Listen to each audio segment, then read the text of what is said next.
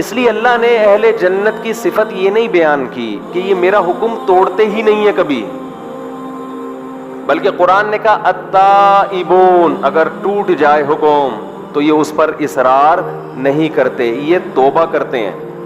اسی بات کو اللہ نے سورہ آل عمران میں ایک اور انداز سے، اس سے بھی زیادہ دلچسپ انداز سے بیان کیا۔ قرآن کہتا ہے وَسَارِعُوا إِلَىٰ مَغْفِرَةٍ مِّن رَّبِّكُمْ وَجَنَّةٍ عَرْضُهَا السَّمَاوَاتُ وَالْأَرْضُ أُعِدَّتْ لِلْمُتَّقِينَ، فرمایا اس جنت کی طرف دوڑ لگاؤ جس کی مسافت زمین اور آسمان سے زیادہ، جو ہم نے نیک لوگوں کے لیے تیار کر کے رکھی ہے۔ وہ کون نیک لوگ ہیں؟ ان کی صفات میں اللہ نے ایک صفت بیان کی والذین اذا فعلوا فاحشۃ، جب ان سے کوئی بے حیائی کا کام ہو جائے، جب ذکروا اللہ فاستغفروا لذنوبہم، ان کو اللہ یاد آ جاتا ہے اور یہ اپنے گناہ سے توبہ کرتے ہیں۔ التائبون العابدون الحامدون، اللہ نے فرمایا ہمارے نیک بندوں کی ایک صفت یہ ہے کہ اللہ کی تعریفیں بہت کرتے ہیں، وہ بات بات پہ اللہ کی تعریف۔ پہلے آپ کو پتا ہے جب بھی کسی غریب سے، غریب آدمی سے بھی آپ خیریت پوچھتے تھے، وہ کہتے تھے اللہ کا بہت فضل ہے، یہ اللہ کی تعریف ہو رہی ہے نا۔ پھر بعد میں اپنے دکھڑے بھی سناتا تھا کہ جیب کٹ گئی، یہ ہو گیا وغیرہ وغیرہ۔ شروع میں کیا بھائی اللہ کا بہت فضل، اب آہستہ آہستہ یہ رواج آتا جا رہا ہے، بات ہی شکایتوں سے شروع، اور بھائی کیسے حالات چل رہے ہیں، اب کیا کریں، سمجھ رہے ہیں نا؟ چھوڑا ہے، بچے میں ہیں بس، مرے نہیں، بس یہ شکر کرو، ڈپریشن سے میرا تو دماغ کی رگ پڑ جائے، یہ باتیں چل رہی ہوتی ہیں۔ تو اللہ کہتے ہیں ہمارے نیک بندے الحامدون، اللہ کی تعریف بہت زیادہ کرتے ہیں۔ پانی پینے کے بعد الحمدللہ، تمام تعریفیں اللہ کے لیے۔ کھانا کھانے کے بعد الحمدللہ الذی اطعمنا، خدا کی قسم کھانا کھانے میں وہ مزہ نہیں ہے جو کھانے کے بعد اس دعا میں اللہ نے لذت رکھی ہے۔ تمام تعریفیں، دیکھو غیر مسلم کھاتا ہے آپ کو تھینک یو کہے گا، بنانے والے کا شکر ادا نہیں کرے گا۔ وہ برگر کھائے گا، جس نے کھلایا اس کو تھینک یو کہہ دے گا، حالانکہ پیسے بھی دے رہا ہے اس کو، تھینک یو کی ضرورت ہی نہیں ہے، وہ بھی اس کو تھینک یو اور یہ بھی اس کو تھینک یو، تھینک یو کا تبادلہ ہو رہا ہے۔ اس نے پیسے دیے، کوئی احسان نہیں کیا، پیسے دے دیے نا، بدلہ دے دیا احسان کا، اور اس نے پیسوں کے بدلے میں اس کو برگر دے دیا، تھینک یو بنتا ہے، پھر بھی تکلف میں تھینک یو۔ اور جس کا بنتا ہے تھینک یو، اس کا کوئی تذکرہ غیر مسلم کی زبان پہ نہیں ہوتا۔ ما کان لکم ان تنبتوا شجرہا، قرآن کہتا ہے یہ ان درختوں کو تمہارے ہاتھوں نے تھوڑی بنایا ہے۔ یہ جو برگر آپ کھا کے برگر جیسے بن رہے ہو، یہ گندم تو اللہ نے پیدا کی ہے، یہ تو اس نے پیدا کی اپنی طاقت اور قدرت سے۔ ما کان لکم، تمہارے بس میں نہیں تھا۔ وہ پیاز جو اس میں ڈلا ہے وہ اللہ نے پیدا کیا، ایک ایک چیز، گوشت اللہ نے بنایا، ہر چیز۔ مجھے نہیں پتا برگر میں آج کل کیا کیا ڈل رہا ہے، جو چیز ہے ہو سکتا ہے لوگ اس پہ بھی کمنٹس کرتے ہیں کہ اس کو پورا برگر بھی 3 پارٹس بتائے برگر کے، جو اہم چیز تھی وہ تو بتائی نہیں۔ تو ہمیں بس اتنا سائنسی معلومات برگر کے بارے میں پتا ہے کہ برگر کھا کے آدمی کیسا بن جاتا ہے، برگر جیسا بن جاتا ہے، ایسے دباؤ تو دب جائے گا وہ آرام سے۔ جو پراٹھے کھانے والا ہے اس کو دباؤ گے دبے گا نہیں، وہ سمجھ رہے ہیں نا، بولے گا آگے سے وہ کہ کیوں دبا رہا ہے بھائی تو، صحیح ہے نا۔ تو ما کان لکم ان تنبتوا شجرہ، اللہ کہتے ہیں یہ میرا شکر نہیں ادا کرتے۔ تو مسلمان جب کھانا کھاتا ہے تو مسلمان کو کھانے میں وہ مزہ نہیں آتا جو یہ دعا میں آتا ہے، الحمدللہ الذی، تمام تعریفیں اس اللہ کے لیے ہیں، اطعمنا، جس نے ہمیں کھلایا، وسقانا، اور جس نے ہمیں پلایا۔ اور سب سے مزے کی بات یہ، کھلاتا تو کافروں کو بھی ہے جو اس کا شکر ادا نہیں کرتے۔ ہمیں یہ دعا پڑھنے کی توفیق دی، شکر کی، وجعلنا مسلمین، ہمیں اس نے فرما بردار بنا دیا، مسلم بنا دیا کہ آج اس کی نعمت کھا کے اس کا شکر ادا کر رہے ہیں، یہ اس سے بڑا احسان ہے اس کا۔ کتنا مزہ۔ دیکھو نبی صلی اللہ علیہ وسلم جب روزہ افطار کرتے ذهب وما, آپ یہ دعا کرتے, یہ بھی اللہ کی تعریف ہے. ایسی خاندانی دعا ہے, ایسی خاندانی دعا. ذهب وما, پیاس چلی گئی. یہ کس کا شکر ہو رہا ہے؟ اللہ کا. میرے رب نے میری پیاس دور کر دی. وبتلت العروق, اور رگیں تر ہو گئیں. وثبت الاجر ان شاء اللہ, اور اللہ نے چاہا تو روزے کا اجر اعمال میں لکھ دیا گیا. مزے ہی مزے ہیں نا.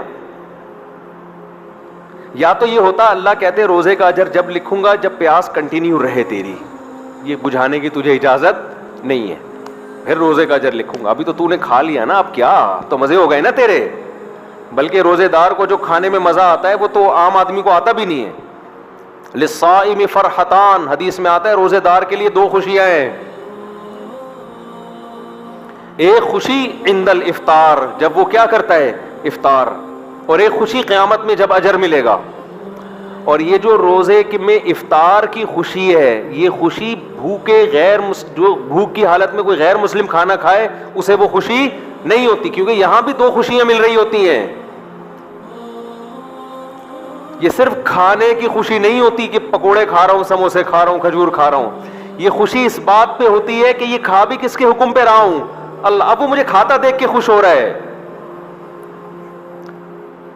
جس کا اللہ سے جتنا گہرا تعلق ہوگا اس کو افطار کی خوشی اتنی زیادہ ہوگی. تبھی تو میں وہ پشاور والے اپنے پٹھان دوست کا واقعہ سناتا ہوں نا, بڑا مزہ آتا ہے مجھے. وہ اتنا, اس نے جس درد سے یہ بات کہی تھی نا, ہم بیٹھے ہوئے کھانے پہ پشاور میں, ہمارے ایک پٹھان دوست, انہوں نے میری دعوت کی. دوست بھی نہیں تھے, بس ایسے ہی تعلق تھا, تو تھے بڑے مالدار.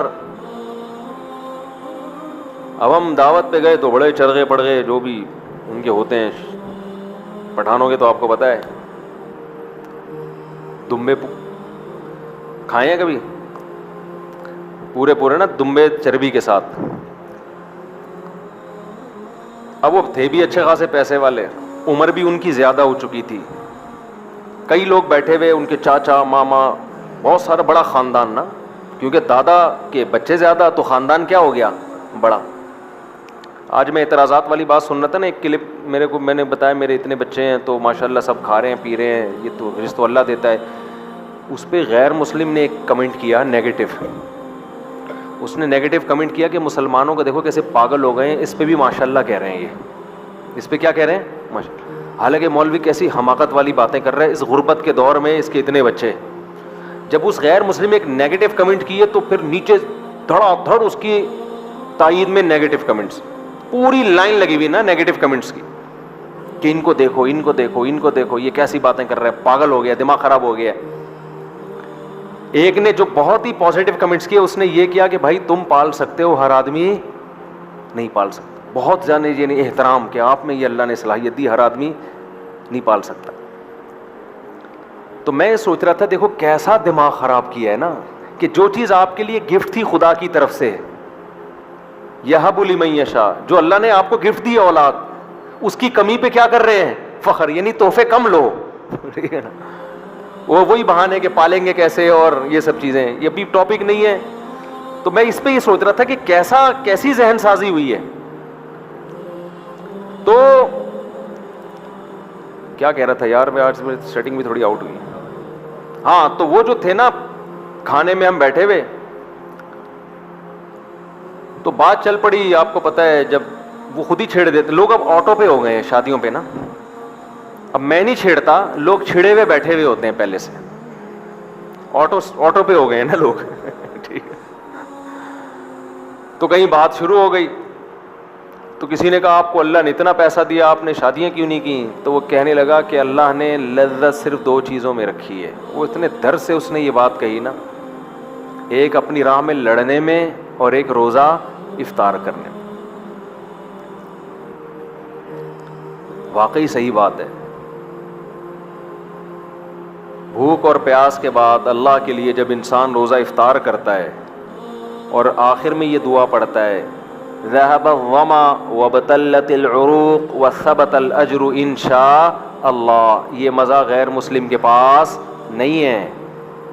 یہ آپشن اللہ نے, یہ لذت, یہ دعا کی لذت اللہ نے صرف مسلمان کو دی ہے. پیاس چلی گئی, رگیں تر ہو گئیں, اور اللہ کے ہاں میرا اجر لکھ دیا گیا. اللہ اس اجر کو ضائع تھوڑی کرے گا جو آپ نے کیا ہے.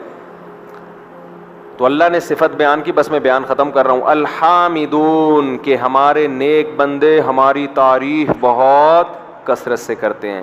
تو اٹھتے بیٹھتے اپنے کلام کا حصہ بنا لیں اللہ کی تعریف. جنت میں بھی جنتی یہی کریں گے, بات بات پہ اللہ کی تعریف, بات بات پہ اللہ کی تعریف. تو عادت بنا لیں, جب کوئی پوچھے کیا حال ہے, بھائی اللہ کا بڑا فضل ہے, کیسے ہی حالات ہوں, کیسی طبیعت ہے, الحمدللہ, اللہ کا فضل. جیسے پیغمبر ہر بات کو کس کی طرف لے کے جاتے تھے, اللہ کی طرف. ابراہیم علیہ السلام کہتے ہیں وَإِذَا مَرِضْتُ فَهُوَ يَشْفِينِ, میں جب بیمار ہوتا ہوں اللہ مجھے شفا دیتا ہے. اب سوال پیدا ہوتا ہے, بیمار بھی تو اللہ ہی کرتا ہے نا. بھائی ہونا یہ چاہیے تھا کہ جب اللہ مجھے بیمار کرتا ہے تو ٹھیک بھی وہی کرتا ہے. بیماری کا کہہ رہے ہیں جب میں بیمار ہوتا ہوں ٹھیک کون کرتا ہے, اللہ. وجہ کیا ہے کہ بیمار کرنا یہ کوئی تعریف کا عمل کہلاتا نہیں ہے, ٹھیک کرنا تعریف والا عمل کہلاتا ہے. تو نسبت ٹھیک کرنے کی اللہ کی طرف کی جا رہی ہے, بیماری کی اپنی طرف. جنات بھی بڑے ہوشیار ہیں, دیکھو انہوں نے بھی یہ بات کی سورہ جن میں, انا لا ندری اشر ارید بمن فی الارض ام اراد بہم ربہم رشدا. کہنے لگے بھائی نبی ایک محمد صلی اللہ علیہ وسلم ہے, انہوں نے نبوت کا دعویٰ کیا ہے, اللہ نے کسی کو نبی بنا کے بھیجا ہے. اب ہمیں نہیں پتا کہ زمین والوں کے ساتھ شر کا ارادہ کیا گیا ہے یا رب نے خیر کا ارادہ کیا ہے. نہیں آئی بات سمجھ میں. کہنا تو یہ چاہیے تھا نا کہ اللہ نے پیغمبر کو, بعض دفعہ اللہ پیغمبر بھیجتے ہیں حجت تمام کر کے عذاب دینے کے لیے, کہ ان پر حجت تمام کرو پھر ختم کرو ان کو. تو یہ تو شر ہو گیا نا. تو جنات یہ کہہ سکتے تھے کہ ہمیں نہیں پتا کہ اللہ نے بندوں کے ساتھ شر کا ارادہ کیا ہے یا خیر کا, یا دونوں جگہ اللہ کا نام نہ لیتے. کہتے ہمیں نہیں پتا دنیا والوں کے ساتھ شر کا ارادہ کیا گیا ہے, پیسو وائس استعمال کرتے ہیں, فعل مجہول, شر کا ارادہ کیا گیا ہے یا خیر کا. نہ نہ نہ نہ, جہاں شر کی بات آئی فاعل کو حذف کر لیا, پیسو وائس کے طور پہ بیان کیا گیا. جہاں خیر کی بات آئی اللہ کا تذکرہ کر رہے ہیں. انا لا ندری, جنات کہہ رہے ہیں ہمیں نہیں پتا, اشر ارید بمن فی الارض, زمین والوں کے ساتھ شر کا ارادہ کیا گیا ہے, ام اراد بہم ربہم رشدا, یا ان کے رب نے خیر کا ارادہ کیا ہے. اس سے پتہ چلتا ہے جنات اتنے ہوشیار ہوتے ہیں. اب آپ بتاؤ یہ عاملوں کے قبضے میں آ سکتے ہیں جو پاگل ہوتے ہیں؟ عامل اتنا ہوشیار ہوتا ہے کہ کلام میں اس کو اتنی تمیز ہو کہ کس کی نسبت اللہ کی طرف کرنی ہے, وہ تو پھینک رہا ہوتا ہے بیٹھ کے. تو اتنی ذہین مخلوق اس کے قبضے میں آئے گی؟ یہ تو بے وقوف لوگ عاملوں پر ایمان لے کر آتے ہیں. تو جنات قبضے میں نہیں آتے ہیں, ایسی بیکار باتیں یہ. اللہ تعالیٰ سمجھنے کی عمل کی توفیق عطا فرمائے.